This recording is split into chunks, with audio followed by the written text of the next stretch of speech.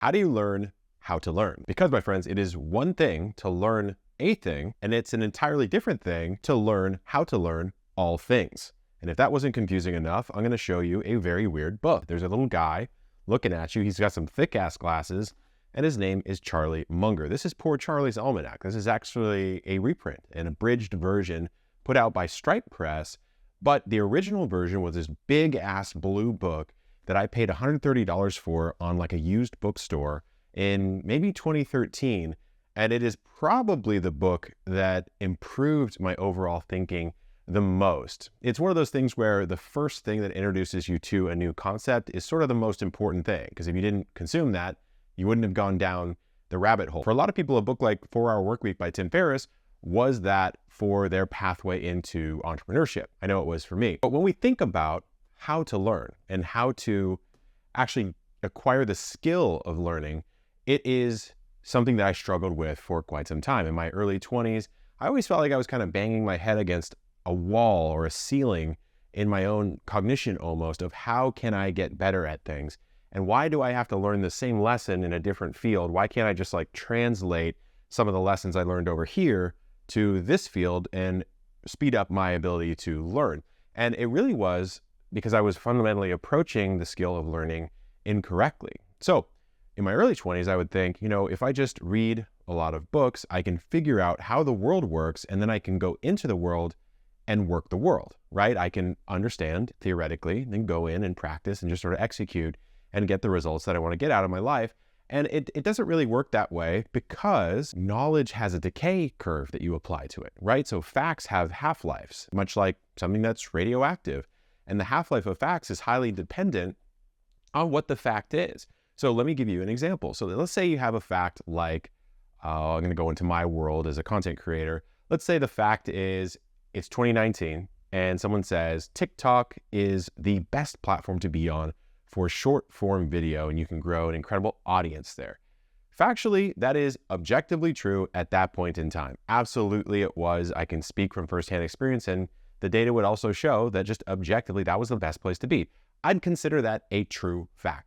However, as time goes on, that is not a fact that persists throughout the fullness of time. When we're all gone, that won't be true, right? So there's a level of objectivity that does not necessarily apply to a fact like that. And then you get to things like the laws of physics, right? You get the gravitational constant. You get all sorts of things like that that for all intents and purposes are facts. Now, you get into basically like epistemology if you want to start debating that, but I'm sort of setting that aside and saying there are things that whether humans are alive or not are still capital T true. Building your world up from those types of things is a much smarter approach to understanding the world you're in right now. And a book like this, or many books that are sort of in this same category, will help you do that. So in about 2016, 2017, I came across the idea of these mental models that have become super popular these days.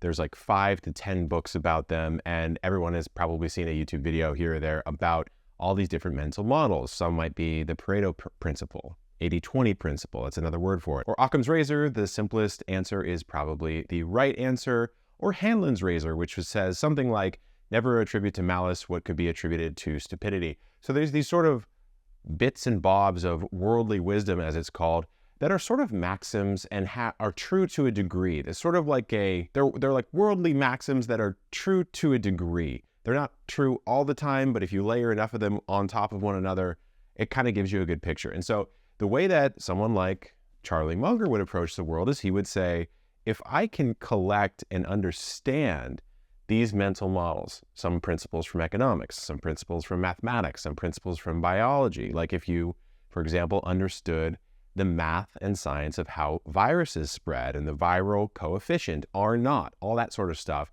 you could have looked at, I don't know, the Spanish flu or recent pandemics, and you could say, hey, I could understand theoretically how this could be bad, and you sort of understand that. But then where it gets really interesting is you could take that same mental model for understanding virology and how viruses spread and understand how things go viral, right? So if you take that same mathematics and apply it over to making a piece of content, well, you have a recipe for understanding how something can spread. So an idea can spread much like a virus can spread, and that's why they call things mind worms. So where I'm going with this is learning how to learn is, in one sense, learning the fundamental truths about humans, about psychology, about mathematics, about physics, about different scientific topics, about all sorts of different fields, and then just sort of contextually applying them at the right time in the right weightings. So imagine if you go to like an optometrist, right? I have bad vision. I have like negative 6.75 contacts. Like I'm a little bit close to being blind, unfortunately. I just don't wear my glasses too often.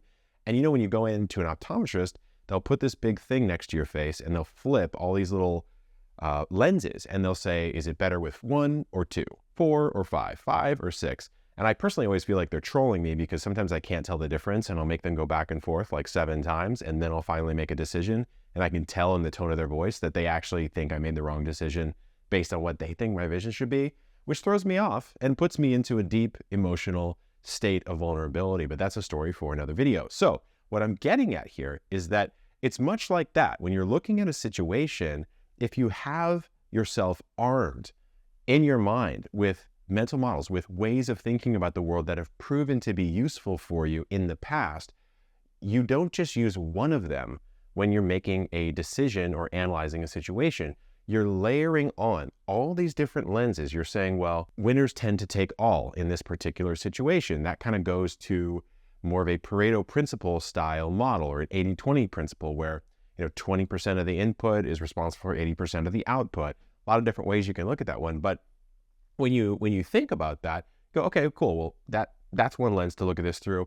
But, I also know that, follow the incentives and I'll show you the outcome. So humans will tend to go for what is self-interested for them, and they'll kind of go with that. You sort of add these different models on and look at a situation, and all of a sudden you just get spit out in your head an answer that makes a lot of sense because it's grounded in a lot of principles that have proven to be true over time. So what I'm getting at here is you don't actually need to learn the situation itself. You need to learn learning and then apply those true learnings to all things, if that makes sense. And so that's kind of the approach that I've taken. And I'm always searching in different areas of my life for different ways to absorb knowledge and to figure out if that knowledge is true or not. I'm checking it against my sort of internal models of what has proven to be true in the past.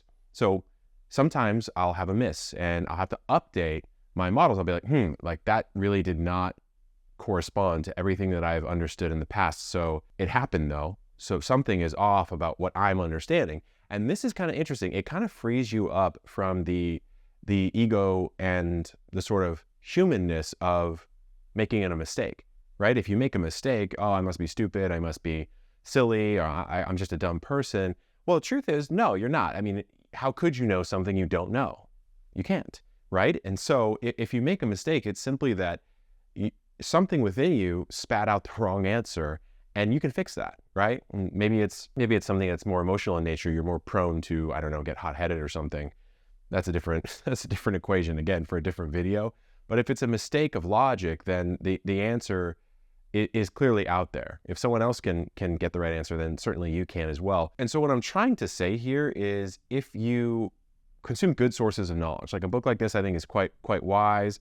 But even going to source text, like learning geometry, learning physics, if you learn the fields themselves, you will actually understand them at the root level, and you won't be taking, some sort of random media outlet's fourth story interpretation of ground level data that's actually not even correct if you were to read the study. And so a lot of people get their knowledge basically from like a game of telephone that's bounced around 72 times, and then they only read the headline of that, and then they say, okay, well, that's true.